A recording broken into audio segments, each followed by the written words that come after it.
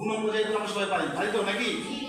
তাহলে 1 ইঞ্চি সমান 2.2.54 centimetre. 2.54 centimetre. 8.5 ইঞ্চি সমান কত সেন্টিমিটার এটা আমরা বের করব, ঠিক আছে? তাহলে 1 ইঞ্চি যদি এত হয় তাহলে 8.5 ইঞ্চি তাহলে বেশি হবে না? বেশি হলে গুণ করব আমরা। কিভাবে গুণ করব দেখো। এটা আমরা লিখব এখানে কোথায় লেখা আছে? আমরা সংখ্যায় লিখলাম 1 ইঞ্চি। এই যে 1 ইঞ্চি সমান কত? 2.2.54 সেন্টিমিটার। সেন্টিমিটার মানে কি? সেন্টিমিটার। সেই মানে সেন্টিমিটার। অতএব কত সেন্টিমিটার করতে হবে? এই দেখো এখানে কত সেন্টিমিটার? 8.5। তাহলে অতএব 8.5 ইঞ্চি সমান কত সেন্টিমিটার হবে? গুণ করতে হবে 2.54, এটাকে গুণ করতে হবে 8.5 সেন্টিমিটার। তাহলে আমরা এই গুণফলটা করব। এখন এখানে দেখতে হবে এই গুণটা দশমিকের গুণটা আমরা কিভাবে করব। তোমাদের ভয় পাওয়ার কিছু নেই, দশমিকের পুরো সাধারণ গুণ কিন্তু একই।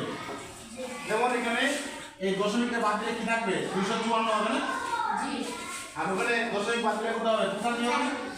এটা আমরা গুণ করব। গুণ করলে দেখো কত হয়? 5 থেকে কত হয়? 5 থেকে গুণ করলে কত হয়? 5 থেকে 20 কত? 5 থেকে 25 আর দিয়ে 27 হাতে কত? 2 5 গুণে 10 12 একটা শূন্য দিয়ে দাও। এখন 8 দিয়ে গুণ করব। 4 8 32 এর 2 হ্যাঁ 40 5 40 আর 3 43 এর কত হয়? 3 আর দেখো 4 8 দুগুণে 16 16 আর 4 20। এই যে এখন আমরা যোগ করে দেবো। দেখো 0 থেকে 0 7 আর 2 কত হয়? 9 5 এখন যদি আমরা এখানে উত্তরটা এখানে বসাই, গুণফল তো হলো এইটা। এটা কি উত্তর হয়েছে? হয় নাই। কারণ আমরা দশমিকের এখানে দশমিক ছিল, এখানে দশমিক বসাইনি, বসাইছি? বসাইনি। তাহলে কিভাবে বসাবো? দেখো এখানে দশমিকের পরে কয়টা অঙ্ক আছে? এখানে কয়টা আছে? মোট কয়টা হলো? দুটার একটা? তিনটা। এই পাশ থেকে আমরা 3 ঘর আগে বসাবো। দশমিক 1 2 3, এই 3 ঘর আগে দশমিকটা বসাই দেবো। কোথায় বসাবো? এখানে।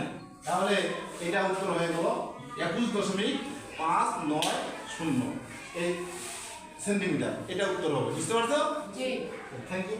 অঙ্কটা এখন সুন্দর করে আমরা করো একবার, তারপরে আবার চেষ্টা করবো, ঠিক আছে? ধন্যবাদ।